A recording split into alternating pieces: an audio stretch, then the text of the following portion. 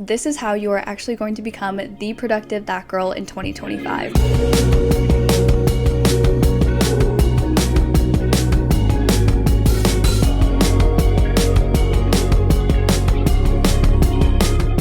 Thank you to Notion for sponsoring this video.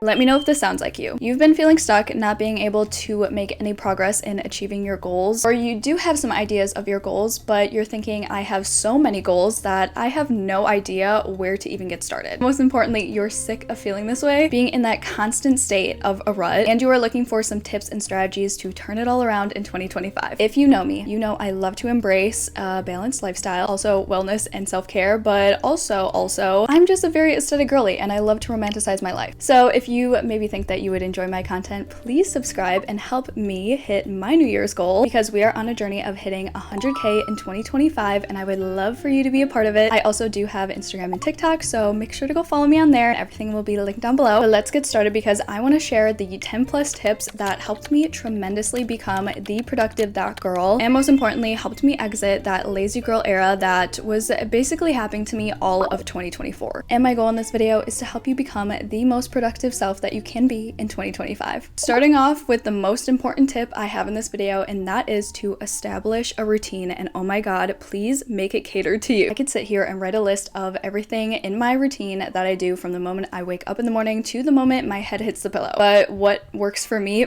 might not work for you. That is why I believe it is so important not to compare yourself or just replicate all of these intense billionaire morning routines that you see on social media, because to be honest, not all of us can create our own schedule because we have work and school and other responsibilities. But with that being said, I have realized that creating a more structured routine has really made me become a more productive person. Wow, so hard to believe that. For example, naturally I have just way more motivation and energy to be productive in the morning, so I like to get started with a good workout right away when I wake up in the morning. In my old morning routine, I would just wake up, maybe scroll my phone for a little bit too long, get up, go make a coffee, and then endlessly scroll on my phone. But now in my new established morning routine, I like to still get up and go make a coffee in the morning, but instead of scrolling on social media, I like to sit down and plan my day while I'm drinking my coffee, so I have a structure that I could follow and know what tasks need to be done that day. Obviously, not everyone can wake up at 5 a.m. to make sure they get a workout in before they go to their 9 to 5, but if you guys have no idea where to start with establishing a good routine, it's always just good. Get inspiration. Just keep in mind that not all of them are going to work for you. Change them a little bit to cater to your lifestyle. Just make sure that you are making it as easy as possible for yourself. Now let's talk about the elephant in the room,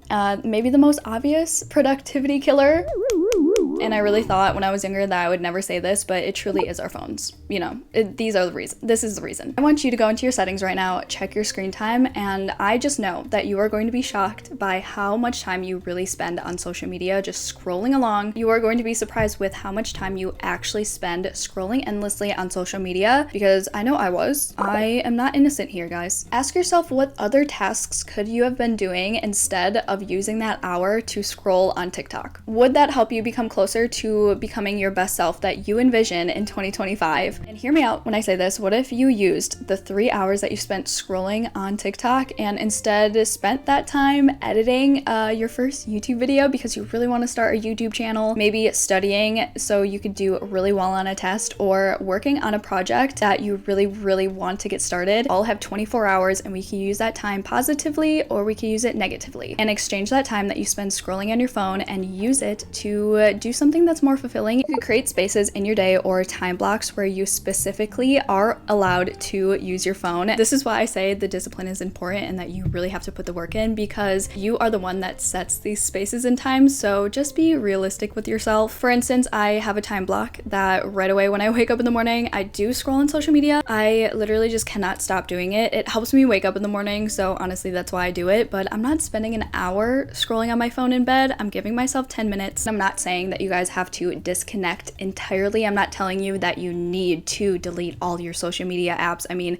I'm just trying to give you guys tips on how to become more intentional of your phone use. You will realize that you really don't need your phone. You do not need to be on your phone for 8 hours a day.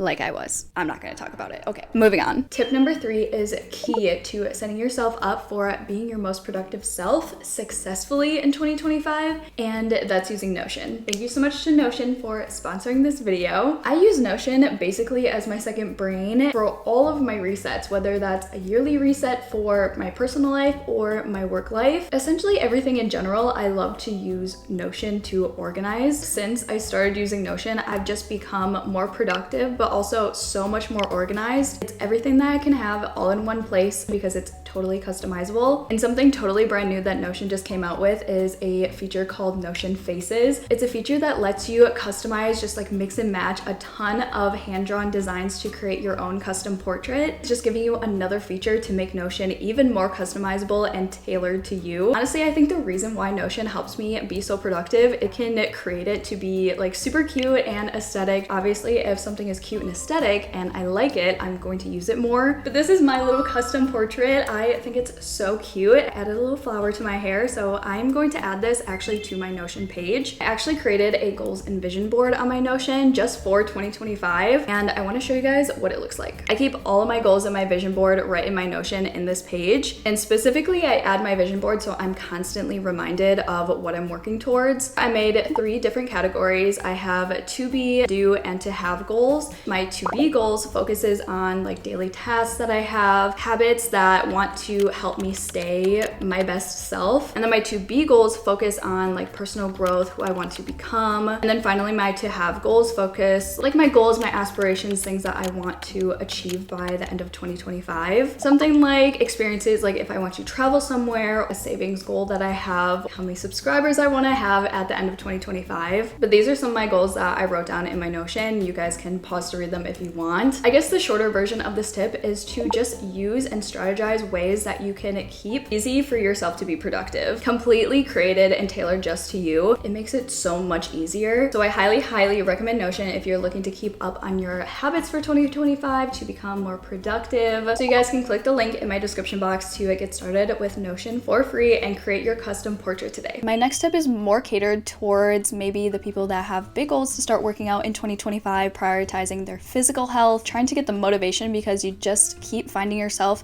getting in the cycle of getting in a slump. I was actually in the biggest workout slump ever in my entire life in mid 2024, was working out multiple times a week and being so consistent with it to absolutely not working out for like 4 months straight. Before you jump right into weightlifting again, just start slow, maybe 5 to 10 minutes of stretching your body in the morning and then moving up to maybe taking walks outside. Sometimes the hardest part of working out is actually getting started, but when you start small and slowly build it up, the momentum is going to keep going and you'll get to the place of working out again or starting to work out and become more consistent. If you dread the gym, don't go to the gym. You're not going to have fun and you're not going to be consistent. You're not going to want to go. Try something new. Over the years, I've tried so many workouts. I've tried hot yoga. I've tried cycling, which guys, I'm not built for cycling and I'm jealous if you are. I've tried Pilates and Legree. After trying a little bit of everything, you start to learn what is more enjoyable to you that you actually can look forward to versus something that will leave you feeling discouraged and not wanting to work out again. I actually like booking workout classes because if I don't go to the class and I don't show up, there are insane fees that you have to pay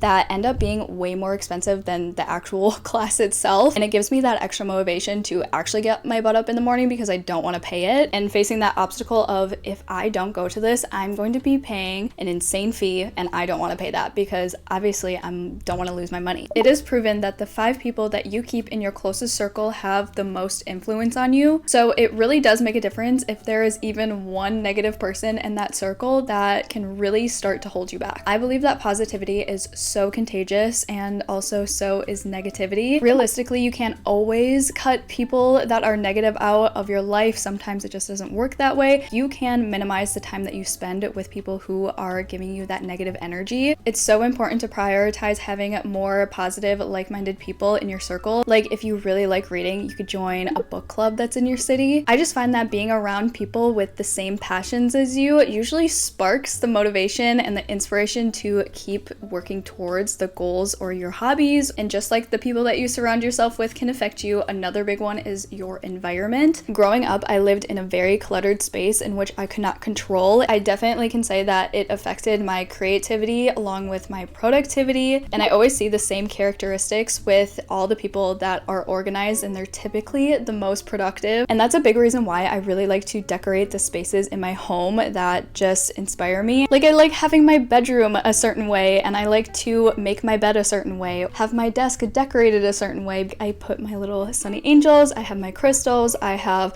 all of my like super cute highlighters and pens that I like to use. I find that it's so much more easier for me to sit at my desk and edit for hours because it's just fun, and I love to sit there because it's decorated and my environment is helping me become more creative. Maybe you haven't cleaned out your desk in a very long time and you find that your environment is hurting you more than helping you.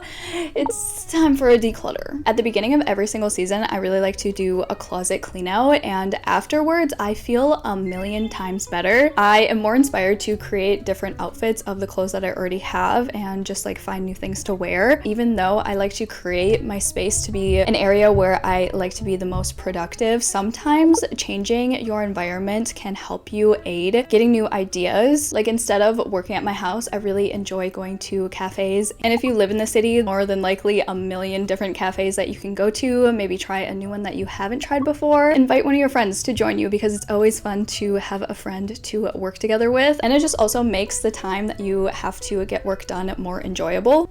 I forgot.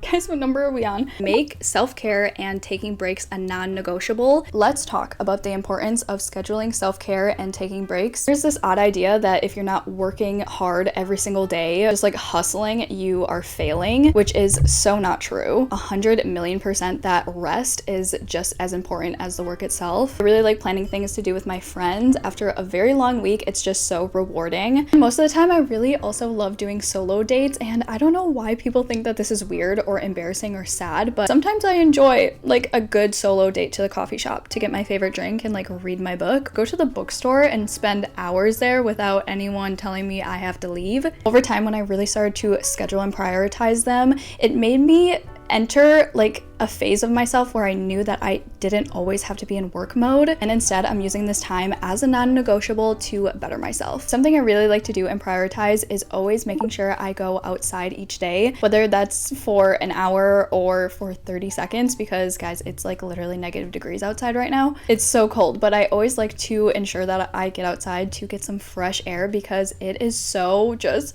rejuvenating. It makes me feel so happy and just so refreshed. Or another thing, whenever I know that I have to go to the grocery store, I like to make sure that I choose an audiobook that I really want to listen to. That way I can make the task more enjoyable and more fun. So I'm basically doing self-care while I'm getting, you know, my task done. As this is just so important, you cannot pour from an empty cup. Please remember that. And with that being said, I hope you guys enjoyed this video, and I really enjoyed having the microphone back again. It's been a moment since we last saw her. If you guys have any tips, make sure to leave them down below in the comments, and let's all be productive girlies in 2025. I'm so excited. Happy New Year. I love you guys so much, and I will see you guys in my next video. Bye.